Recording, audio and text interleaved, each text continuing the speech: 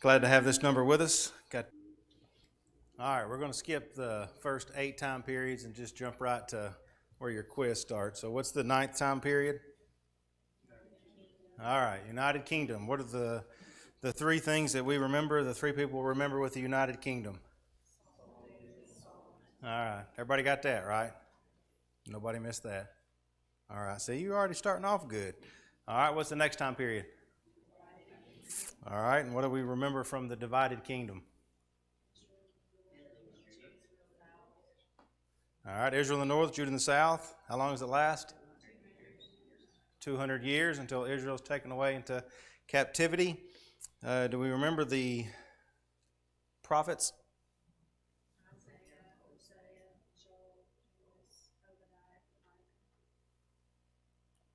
All right.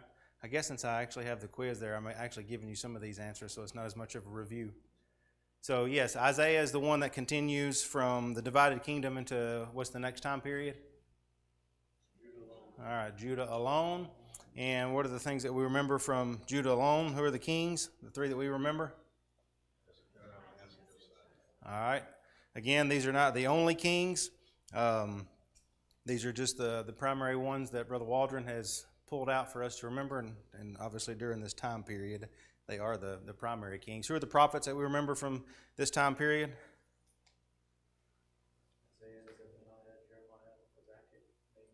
All right, Zephaniah, Jeremiah, Habakkuk, Nahum, and Isaiah. In the next time period? All right, everybody got this one, right? What are the 2 we remember from captivity? All right, everybody got that right? All right, did anybody miss that? All right, good. All right, so they're not still in captivity, so we got the return from captivity. And who was the one that led the first return of the 3 with Jeshua? All right, Zerubbabel. And he was tasked with rebuilding the temple. And obviously that he ran into he got scared anyways, and that was stopped for a while. So in between the first return and the second return, we have another story that we have in the Bible. Who's that of? All right, we got Esther. And then the one that was leading the second return, Ezra. And his primary work was concentrating on the worship. And then after Ezra, the third return, Nehemiah. And his responsibility was to rebuild the walls. That's where we get the 52 days. And then, of course, we have Malachi, the last prophet of the Old Testament. And after the return from captivity, what's the next time period? All right, years of silence. So what's the things that we remember from the years of silence? The fall of what empire? The Persian Empire. And the rise of what empire? Rise of the Grecian Empire. And then what happens to the Grecian Empire? It splinters. And then next we have what empire? All right, we've got the Seleucid Empire. And it's during this time we also have a revolt, the Maccabean Revolt. And we're also introduced to 3 different parties that developed during this that we see much of during the time of Christ. What are those 3? All right, and then who was king whenever Jesus comes onto the scene? All right, so Herod the Great. I forgot about Rome. Rome obviously comes to power. And we mentioned this last week, that during this time period, obviously there's not anything in the Bible because God had prophesied that there was going to be no prophecy during this time. But what time period was this actually prophesied about?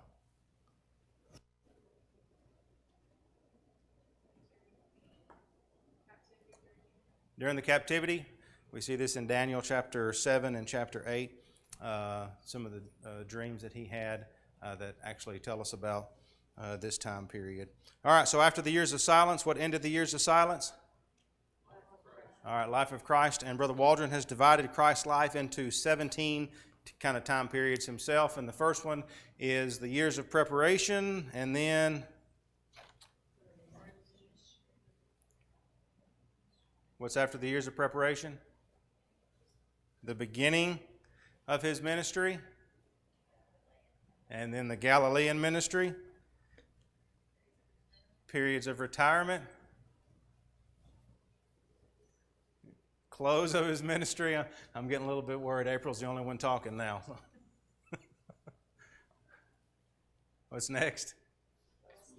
All right, the last week, and then the final one, the resurrection days. All right, so are we still a little sketchy on these? Yeah. The prophets. All right, so yeah, I'm not as worried about the prophets right now as I am this. This right here is a little more important than the prophets for me right now. Sam? Just how it's divided up, it seems, at least to some of them, Yeah. I mean, like we talked about last week, this is the way that Brother Waldron has it broken up. Obviously, there are different ways that you can do it. This isn't the scriptural way to do it. There is no scriptural way to do it. He's just got it divided up into these 17 periods of the life of Christ. Why do you keep saying 17? Seven. Hey, throw tomatoes at me, whatever you got to do. Tell me how wrong I am. I mean 7. I'm just wondering But when I each one do. But when I get to 7, I still have to take my shoes and socks off to count. So there are 7. Yes, my mind always goes to 17 time periods. So yeah, keep working on this. Obviously, we've only gone through this one once. We did it last week for the first time. So keep working on that. After the life of Christ, what's the next time period? Early church. And what do we connect with the early church? All right, Book of Acts. And how long does this time period last? 30 years. All right, so we talked about this last week. The first 15 years is covered in Acts chapters 1 through 12, and then the remaining part of the book, which is primarily the work of Paul, chapters 13 through 28. And then the final time period, letters to the Christians, and it's the epistles and Revelation. All right, so if I were to say Bathsheba, what time period would you connect with that? All right, so the United Kingdom. What if I said Mordecai?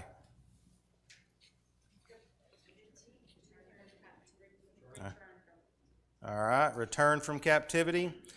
What if I said 300 men fight Midian? The Judges. Okay. What if I say Noah?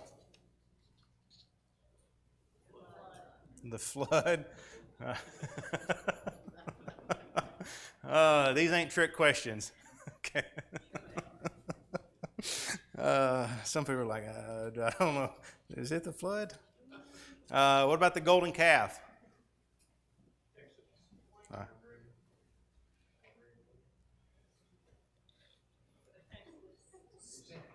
Huh?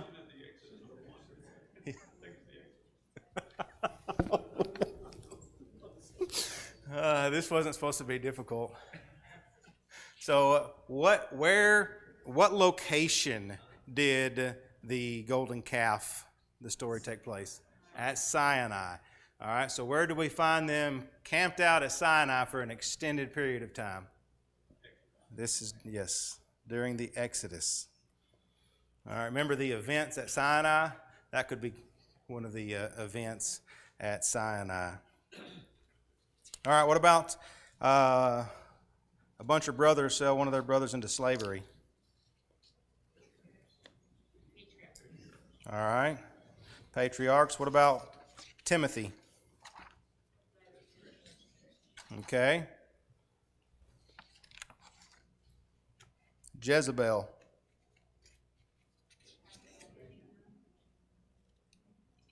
Everybody confident? Divided kingdom. All right. Belteshazzar.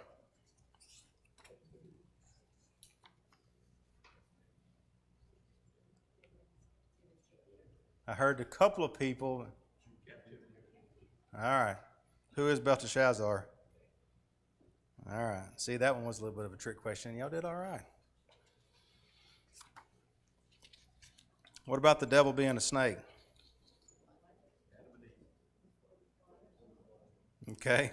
Before the flood. Yeah, we're looking for time. We're looking for time periods here. What about manna given for food?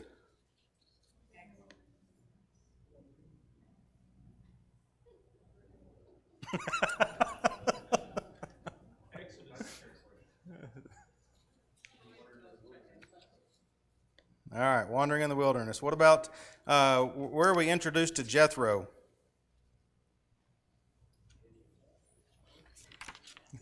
Okay, Midian. Okay.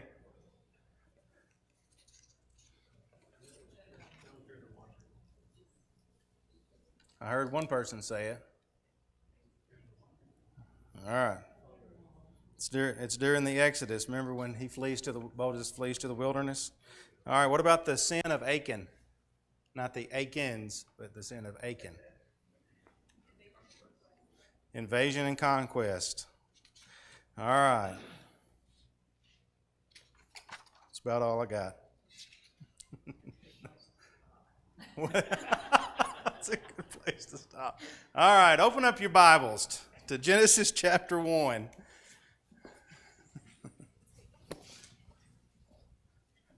Robert, if you would, switch me over to the other PowerPoint, please.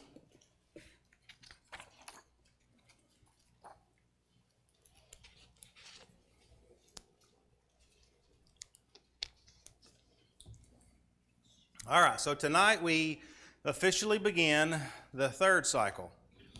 All right, so I don't know what class period this is, but we've spent a couple of weeks on cycle 1, a few weeks on cycle 2, and now we're getting into cycle 3, and I'm just going to read you a little introductory comments from Brother Waldron to kind of help us understand what the idea and the focus is on this particular period. So it says, the objective in this third cycle is to reinforce yet again the list of Bible periods, to reinforce the links between the periods, to reinforce what is in each of these periods, and to show where each Bible period is set forth in Scriptures. And so I mentioned at the very beginning of this class that it's going to be a lot of repetition. We only spent a couple of weeks on the 17 time periods, but yet we've reviewed them, or at least part of them, every week. And now we've done the second cycle, and we've reviewed that quite a bit. And as we move now into the third cycle, well, guess what? It's the same stories that we are connecting with each time period that we're going to go through again. And so there's a lot of repetition. There's a lot of reinforcement. And so this is why I was saying at the beginning of class, don't be too overwhelmed because of the amount of repetition that we're going to receive throughout the class. He says, in this section we show that outlining is not inspired. It is for our convenience. And I kind of talked about that a little bit last week. There's nothing special about this. This is the way that he has decided to break things up. He says, one may outline a period differently than someone else. One may choose a different event to mark the end or beginning of two periods. As long as one has logical reasons for so doing, it is all right to organize material differently. During the learning process, be consistent and have everyone learn the same outline. So that's where we're at. All right, so I mentioned at the very beginning of class that I did take the liberty, and this was back in 2018 when I taught this the first time, to create my own third cycle. Because for whatever reason, Brother Bob's third cycle does not match his second cycle. I can't tell you why. And so I made a third cycle that matched the second cycle. And so that's what the kids are learning downstairs. I know that's what Todd's using. I know that's what Clarissa's using. So I have Brother Bob Waldron's third cycle in the book. I'm not touching it. So if you really want to confuse yourself, then have at it. We're going to stick with the one that I came up with back in 2018 so that it will be consistent with what we have done thus far. He says, he mentions in here again that you may want to modify the outline. And then he says, remember that in order to keep the following outline as simple as possible, we ignore partial chapters. And so we talked about that some last week too. This isn't an all-inclusive from Genesis to Revelation. It includes every book in the Bible, every chapter in the Bible. The point of it is really trying to tell the story, and mostly through the narrative. And so again, after this is over, we can go back and change things up if we want to, but this is what we're going to stick with the third cycle. All right, so whenever we first started cycle 2, we kind of did a little bit of a generic outline of Genesis, and so you've got a little precursor to cycle 3. And I'd mentioned to you one of the things that I found helpful when I did this back in 2018 is actually to write in my Bible, where I would say, time period ends, another time period begins, because, I've had the same Bible. I was just looking at the front of it whenever my mom and dad actually got this 2000. So for 23 years, I've been using the same Bible. I know where things are at. I may not remember the exact passage, but I can flip to a page and know where it's at on the page. And so when I write notes like this, it helps me to have these things kind of in my Bible. And so I would encourage you to do that if that would help you as we go through this third cycle. And starting off, we're going to kind of do a mix of the full range of text. And with Genesis, we're going to get a little more in depth just because we've gone through it before. All right, so we've talked about now before the flood.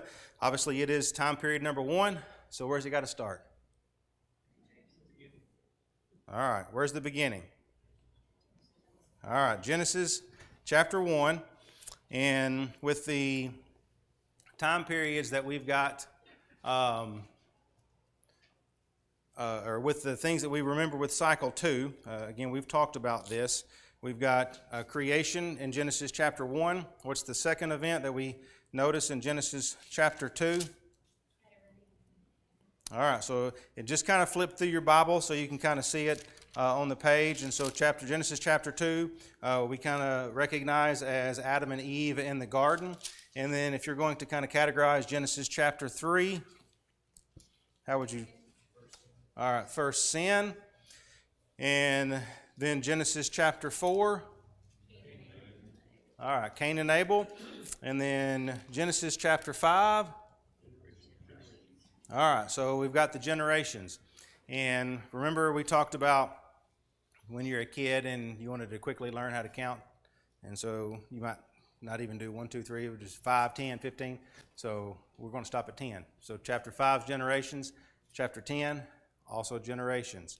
All right, so before the flood, Genesis chapter 1 to Genesis chapter 5.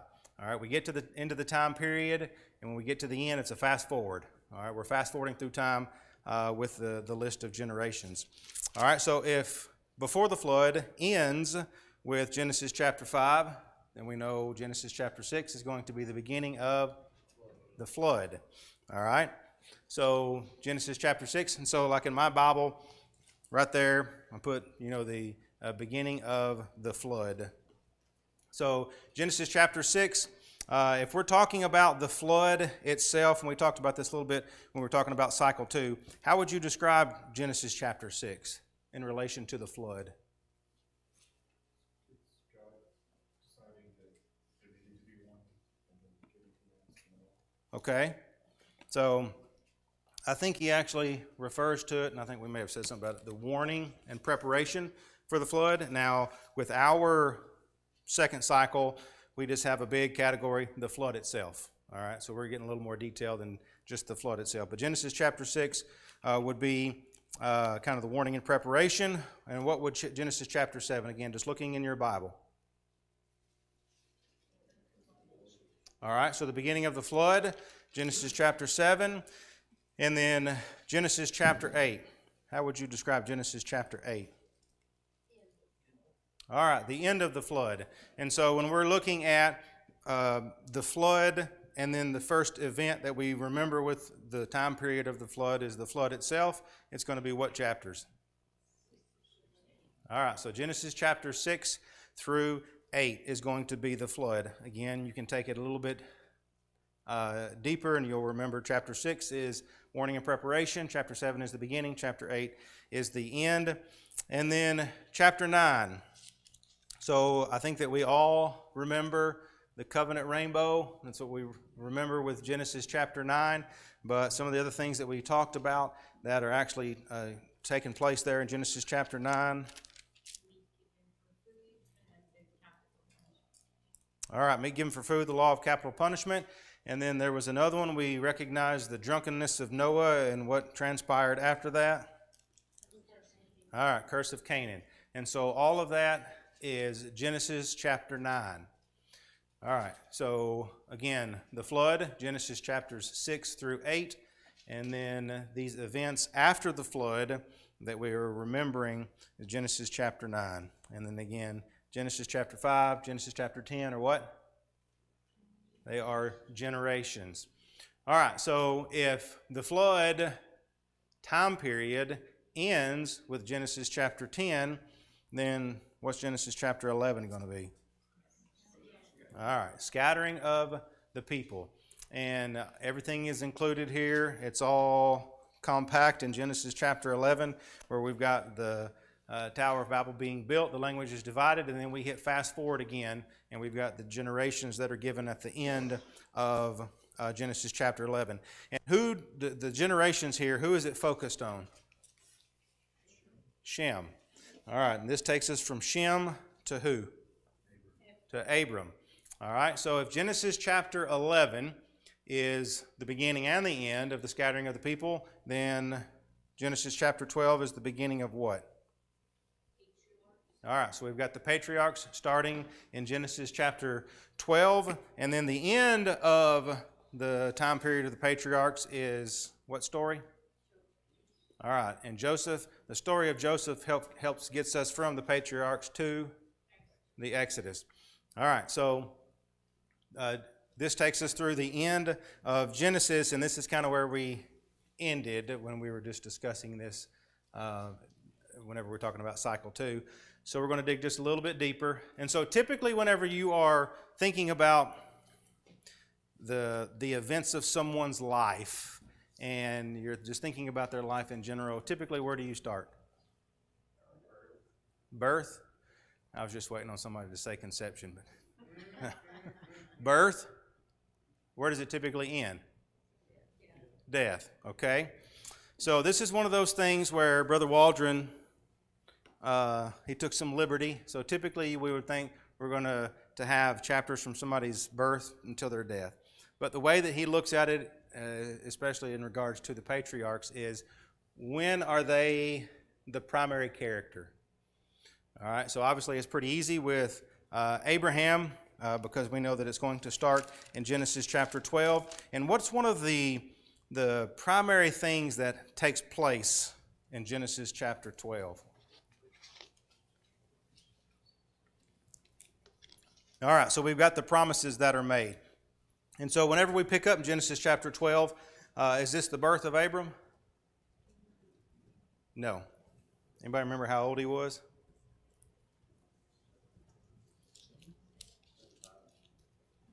Yes, 75 years old. So we're starting Abram's life here in Genesis chapter 12 at 75 years old. All right, so let's just start flipping through. So again, we're just trying to get a feel for Abraham kind of being the primary character. So we got Genesis chapter 13, the situation there with Lot, chapter 14 with the war with the kings, chapter 15, he's promised a son. Genesis chapter 16, it's Sarai and Hagar, so still Abram is the primary character. Chapter 17, Abraham and the covenant of circumcision. Now, what happens in chapter 18? Isaac happens. All right, so this is one of them situations. Obviously, now there's going to be some overlap, so we're not actually going to start Isaac in Genesis chapter 18 because at this point, who's still the main character? Abraham is still the main character. All right, so we go on through chapter 18 into chapter 19. What happens in Genesis chapter 19? Sodom and Gomorrah. And then chapter 20, still Isaac. And chapter 21, that's where Sarai turns against Hagar there. Chapter 22, what's happening in Genesis chapter 22? All right, so we've got the offering of Isaac. Chapter 23, what happens? All right, so we've got the death and the burial of Sarah. Chapter 24, Isaac finds a bride there. So we're getting a little more into to Isaac. What happens in Genesis chapter 25?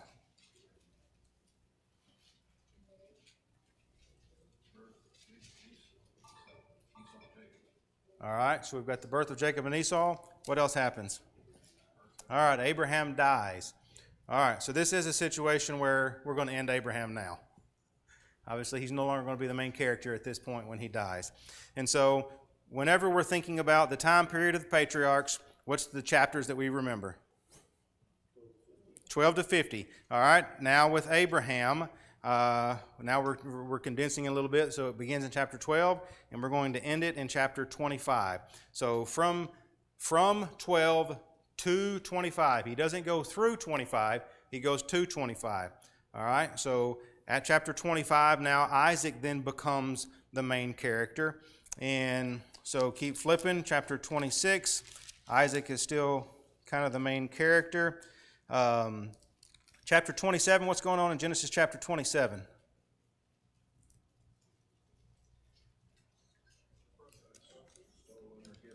So we've got the birthright being stolen there. So Jacob's deceiving him. He steals the blessing. Chapter 28.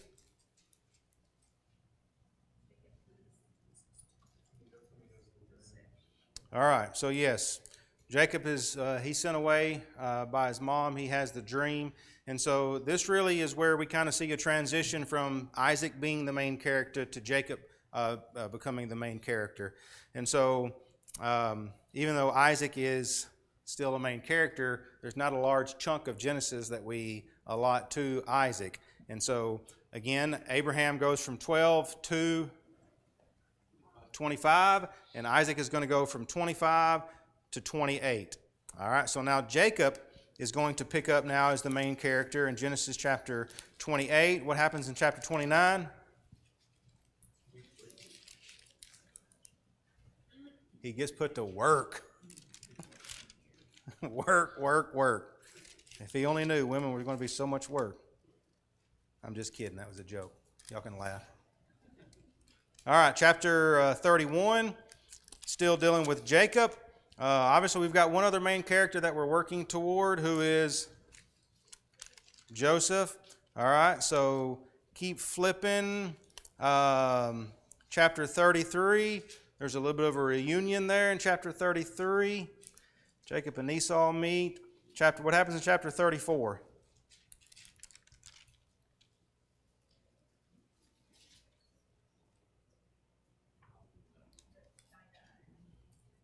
Okay, yep, the treachery of the brothers there. Chapter 35, at the very end of chapter 35, what happens?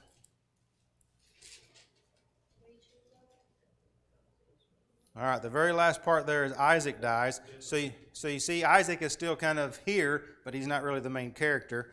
And then what's chapter 36? All right, so we've got Esau. Does he relate to Isaac or to Joseph?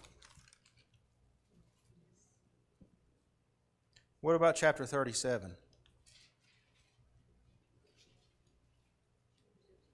All right, Joseph's dream. And so there's a little bit of a shift there now from chapters 35, 36, and 37. So chapter 35 is going to be kind of the end of Jacob as the primary character. And then there's a little bit of a break with chapter 36 where it's not really dealing with any of our main patriarchs in the story. It's just dealing with Esau and the descendants of Esau. And so chapter 36 is kind of an outlier. So Jacob's story then is going to go from chapter, what? Where does he start? 28 to 35. All right, and this is one of them deals where we're just skipping a chapter. So chapter 36, you don't even have to remember. I'm just kidding. You can remember, but it's going to be Esau. It's not going to be any of these. And so Joseph is now going to take over as the primary character in Genesis chapter 37. And where do you think his story is going to end? All right, end of Genesis. All right, so what are the chapters for the flood?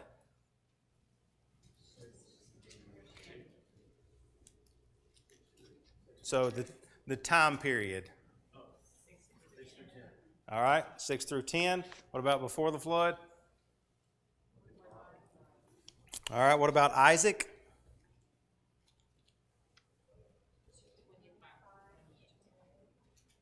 25 through 28. Joseph? All right. So again, now we've gone over this at least partially one time. So we literally have now outlined the entire book of Genesis. Is this what we're memorizing for next? And let me ask you this: what's the books that are associated with the time period of the years of silence? Okay, none. What about the life of Christ? Matthew, Mark, Luke, and John. What about the early church? Acts. What about the letters to the Christians? All right. You know what we just did? You just did cycle 3 for the first 4 time periods and the last 4 time periods. Look how awesome y'all are. Feels good, don't it? I don't know what I'm going to quiz you on, Lynn. It'll be a surprise. Good job, everybody. Thank you.